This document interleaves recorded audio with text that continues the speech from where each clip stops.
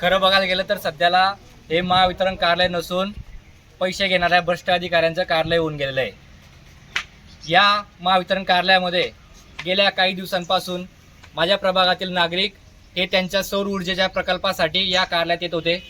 ते वारंवार या कार्यालयात आले असता त्यांच्याकडून श्रीमती सोनवणे मॅडम म्हणून अधिकारी आहेत, ते त्यांच्याकडून वारंवार लाच घेण्याची मागणी करत होते। त्यांना 31 मार्चला ऑनलाईन पैसे टाकल्यानंतर देखील त्यांच्याकडून सांगण्यात आले की पूर्ण पेमेंट करावं लागेल। ही हाफ पेमेंट झाली, पूर्ण पेमेंट ही 2000 रुपये करावं लागतील। मग हे प्रकरण त्या नागरिकाने, संबंधित नागरिकाने मला सांगितलं असता आम्ही महावितरण कार्यालय इथं आलो आणि त्या लाच घेण्याच्या सर्व स्टिंग ऑपरेशन आम्ही आमच्या मोबाईलमध्ये काढलं।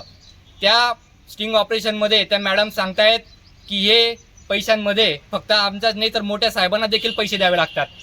तेव्हा आम्हाला प्रश्न पडतो की या कार्यालयामध्ये मोठे साहेब कोण आहेत ज्यांना शेतकऱ्यांचे असेल, नागरिकाचे असेल अशा पैशांमध्ये हप्ते घ्यावे लागतात। जेव्हा आम्ही मॅडमांना विचारलं की आमचे सौर ऊर्जेचे कार्यक्रम किंवा सौर ऊर्जेचे हे प्रकरण रेग्युलर चालत असतात, या प्रकरणासाठी भविष्यात कोणाला बोलावं लागेल का किंवा याच्यामध्ये काही देणं घेणं करायचं असेल तर त्या देणं घेण्यामध्ये अजून कोणाशी बोलावं लागेल का, तर तेव्हा ते मॅडम म्हणतात की तुम्ही मोठे साहेब गेडाम साहेबांची देखील बोलले तरी चालेल। तेव्हा आपल्याला समजतं की या कार्यालयाचे विभागीय उपकार्यकारी अधिकारी श्री गेडाम साहेब यांच्या देखील या प्रकरणात हात आहे असं या मॅडमांच्या सांगण्यावरून आपल्याला दिसून येत आहे। आणि आम्ही काही फक्त उडवाउडवी किंवा वाऱ्याची गोष्ट करत नाही, तर आमच्याकडे संपूर्ण प्रकरणाचे स्टिंग ऑपरेशनचे व्हिडिओ देखील आहे।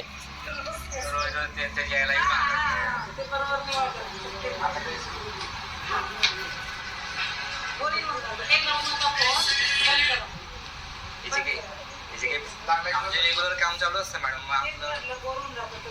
नाही, आम्ही आता सोलरचे रेग्युलर काम घेतो, तर मग आपण असं केलं। या व्हिडिओमध्ये दडदडीत दिसत आहे की मॅडम हे 1000 रुपये आमच्याकडून कॅश स्वरूपात घेत आहेत, ते त्यांच्या वहीमध्ये ते 1000 रुपये लपवत आहेत। सोबतच मॅडमांना जेव्हा आम्ही विचारणा करतो की आमचे रेग्युलर कामं चालू असतात, तुम्ही आमचे कामं पास करून देत जा, आम्ही देणं घेणं काय असेल ते करून देत जाऊ, तर मॅडम दडदडीत म्हणताय की हो तुम्ही आम्हाला पैसे देत जा, आम्ही तुमचे काम रेग्युलर पास करून देत जाऊ।